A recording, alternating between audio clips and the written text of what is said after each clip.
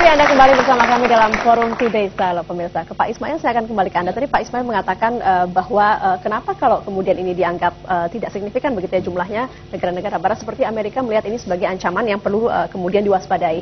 Apakah salah satu kenapa setelah runtuh ketika itu konsep khilafah, saat ini kemudian ada semangat untuk bangkit lagi, itu sebagai bentuk reaksi terhadap hegemoni negara barat? Saya kira iya bisa dikatakan begitu, karena begini ya, pada faktanya kan umat Islam sekarang ini dalam posisi yang selalu dizolimi ya, dizolimi apa yang kita lihat di Afghanistan, di Irak, di Palestina itu, keadilan macam apa yang mau diberikan kepada umat Islam? Dan Anda melihat bahwa salah satu solusi untuk melawan penindasan itu, penistaan itu adalah dengan cara kekuatan lawan kekuatan, kekuatan lawan kekuatan, dan kekuatan yang seimbang dengan hegemoni negara barat adalah Hizbut Tahrir, konsep khilafah maksudnya. Nah, disitulah maka saya mengatakan yang kedua dari substansi khilafah itu adalah ukhuwah, persatuan. Ya kan? Umat Islam ini adalah umat yang satu. Tuhan kita satu, Allah Subhanahu Wa Taala. Kemudian Nabi kita satu, Rasulullah Muhammad SAW. Kitab kita satu, Al-Quran Kalamullah. Kiblat kita satu, Ka'bah, Baitullah. Ya kan? Mengapa pula kemudian kita mempunyai sistem ideologi yang banyak, kemudian juga pemimpin yang macam-macam gitu ya. Andai kita bisa bersatu kembali, saya kira kita bisa menghimpun lebih dari 1,4 miliar.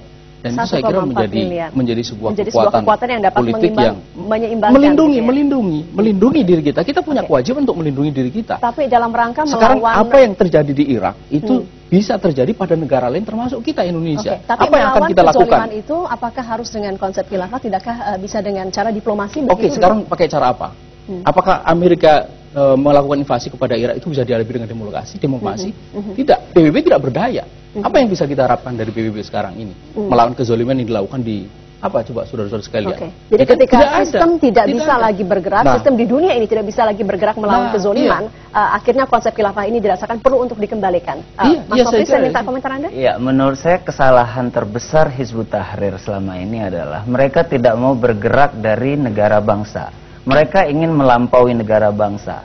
Kalau kita lihat di antara gerakan-gerakan Islam seluruh dunia saat ini, Ikhwanul Muslimin, Jamaat Islami, Hizbut Tahrir dan lain sebagainya, ideologinya yang paling radikal adalah Hizbut Tahrir.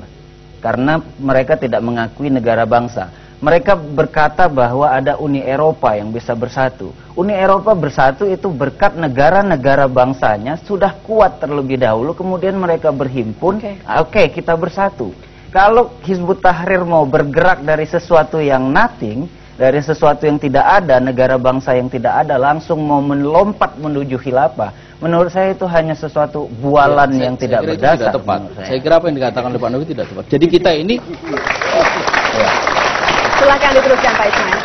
Kita ini misalnya bergerak di Indonesia, itu menunjukkan bahwa kita ini bergerak mulai dari apa yang ada di Indonesia. Kalau Indonesia negara bangsa, kita bergerak di sini. Gitu. Makanya kita menyerukan selamatkan Indonesia dengan syariah. Itu Indonesia sekarang ini, Indonesia negara kita ini. Gitu. Tapi menurut saya begini, kalau kita lihat sejarah Hizbut Tahrir juga sampai di Yordania misalnya atau di Palestina, Hizbut Tahrir di Yordania misalnya itu kalau kita mengatakan bahwa mereka ingin mempersatukan umat, kita akan berkata ada ayat Al-Quran yang mengatakan tahsabuhum jami'an wa qulubuhum syatta. Mereka menganggap bahwa ada persatuan, tapi sesungguhnya dalam hatinya ada perbedaan yang mendasar dengan kelompok-kelompok lainnya. Misalnya Hizbut Tahrir di Yordania sangat tidak bisa bersepakat dengan Ikhwanul Muslimin. Karena Ikhwanul Muslimin masuk ke dalam sistem kerajaan konstitusional di Yordania. Sementara Hizbut Tahrir ingin meruntuhkan kerajaan itu sendiri. Jadi sebetulnya ini